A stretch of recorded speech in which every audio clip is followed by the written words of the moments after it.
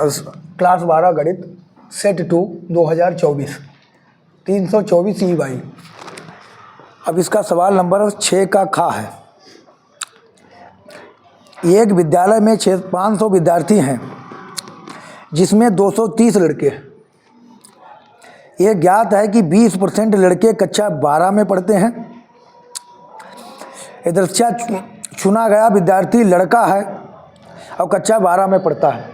तो हमें दो इवेंट बनानी है, 2 घटनाएं बनानी हैं। तो पहली हमें घटना जो बनानी है वो F, वह लड़का है, वायज है।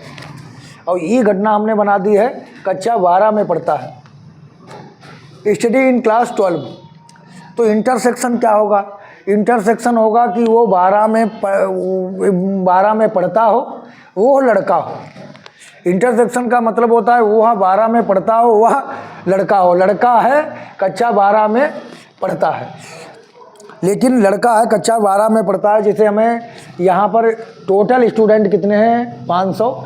तो हमें इसकी प्रोबेबिलिटी निकालनी है NF। वह लड़का है तो 230 लड़के हैं और 500 में से 230 लड़के हैं, तो 230/500। इंटरसेक्शन वाले में क्या बताया है कि 20% लड़के कक्षा 12 में पढ़ते हैं, यानी 20 लड़का है कक्षा 12 में पढ़ता है। वो कितने हैं? 20%। कितने का? 230 का 20%। तो 230 का 20% अगर हम प्रोबेबिलिटी लिख देंगे तो बटे में कितना आ जाएगा? 500। तो ये कितना हो गया? 230 गुणे 20, और परसेंट का मतलब होता है बटा 100 और बटे 500। अब हमें प्रायिकता ज्ञात करनी है। कक्षा 12 में पढ़ता है, यानी ये ज्ञात है। कक्षा 12 में F कक्षा 12 में पढ़ता है। और घटना ज्ञात, इवेंट किसकी प्रायिकता ज्ञात करनी है? कक्षा 12 में पढ़ता है, वो लड़का है। तो हमें इसका सूत्र एक कंडीशनल प्रोबेबिलिटी का है। तो इसका सूत्र होता है PE इंटरसेक्शन F बटे PF। तो PE इंटरसेक्शन F का मान हम रख देंगे तो कितना? 230 गुणा 20 बटा 100 बटे 500।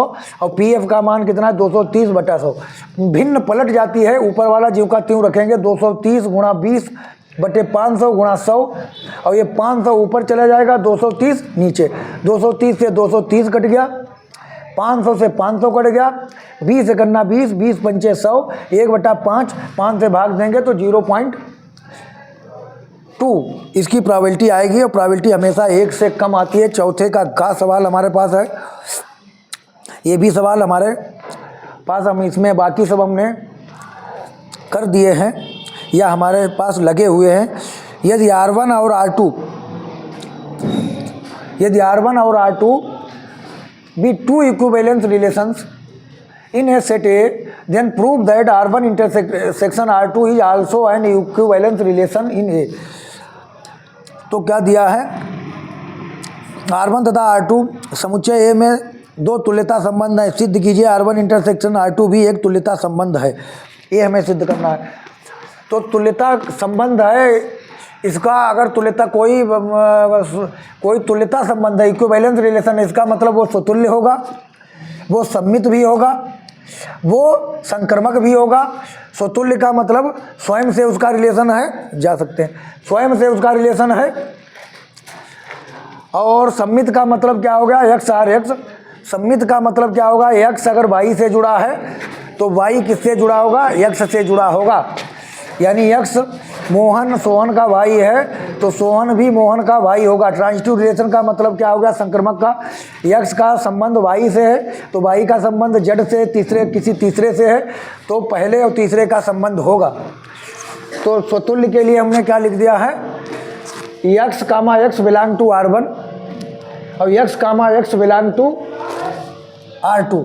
तो इसका मतलब दोनों में है। तो X, X belong to R1 intersection R2, क्योंकि R1 इंटरसेक्शन R2 स्वतुल्य है, R1 intersection R2 reflexive relation. सम्मित के लिए क्या है?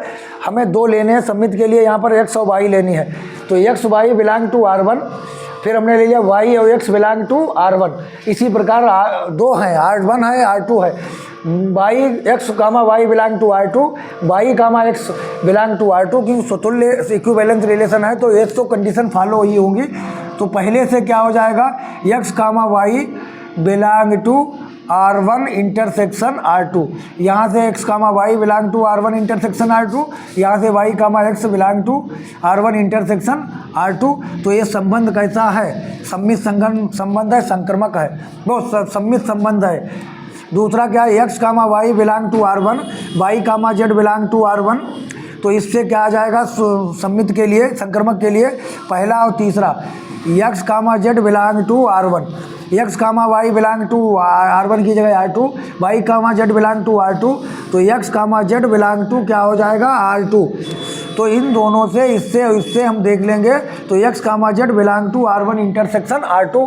अगर ये आ गया x comma z belong to R1 intersection R2 तो ट्रांजिटिव रिलेशन है, यार लेता संबंध है, तीनों निकल आए हैं। तो एक ऐसा संबंध हो गया, तो लेता संबंध। अब 6 का घा संबंध, 6 का घा है C कामा D से, इम्प्लाइज दैट AD बराबर BC, एक तुल्यता संबंध है।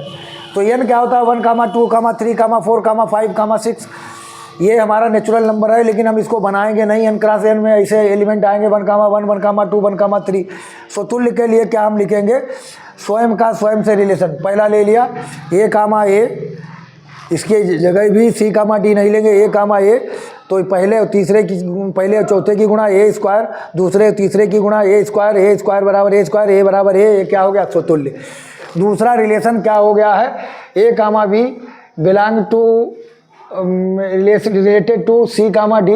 तो ये क्या होता है? AD बराबर BC। लेकिन सम्मित के लिए क्या है? ये x है, ये y है, तो y पहले आएगा, x बाद में। तो CD का related to A comma B, तो CB बराबर क्या हो जाएगा? यहाँ से पहला और चौथा, CB बराबर ये पहला, दूसरा और तीसरा VD है। तो CB या को BC बराबर क्या लिख सकते हैं? BC बराबर AD। तो AD या AD बराबर BC, तो AD बराबर BC आ गया। तो इसका मतलब A comma B belong to R, A comma B are related है C कामा D से, तो CD रिलेटेड होगा A कामा B से। तो एक कैसा संबंध हो गया इसका? भाई ये x comma y related to x comma x और y में एक रिलेशन है, तो y x में रिलेशन आ गया। तो ये कैसा हो गया? सम्मित। संक्रमक के लिए क्या है? ये फर्स्ट है, ये सेकंड है। फिर A comma B related to C comma D, तो C कामा D किसी तीसरे रिलेशन से है, E कामा F से। तो A कामा B जो A comma B related to C comma D, तो क्या आ जाना चाहिए? AD बराबर BC। यहाँ से क्या आ जाना चाहिए? CF बराबर D या DE बराबर CF। तो A comma B related to E comma F बराबर क्या आ गया? AF कामा B। ये लाने के लिए हमें क्या करना पड़ेगा? पहली समीकरण को दूसरी से भाग। तो AD बटे DE बराबर BC बटे CF। तो C कट गया, D कट गया, तो A बटे E बराबर B बटे F। तो AF बराबर B। तो यहाँ से क्या हो गया? A बराबर B तभी आएगा जब A comma B related to E comma F, संक्रमक रिलेशन है। अतः ये तुल्यता संबंध है। अब जैसे कक्षा 12 में इन सवालों को समझने के लिए हमें छोटे छोटे सवाल जरूर आना चाहिए, जैसे दो समांतर रेखाओं के बीच संबंध। तो स्वतुल्य का मतलब क्या हो गया? x आर एक्स होगा, क्योंकि स्वयं कोई रेखा स्वयं के समांतर जरूर होगी। सम्मित का मतलब क्या होगा? अगर x y के समांतर है तो y x के समांतर होगी, ये सम्मित भी है। 3 रेखाएं बना लीजिए, अगर x y के समांतर है, y z के समांतर है, तो x z के समांतर होगी। x R y, y R z, z x R z, यानी एक संक्रमक संबंध है, तुल्यता संबंध है। बस बंद कर दो।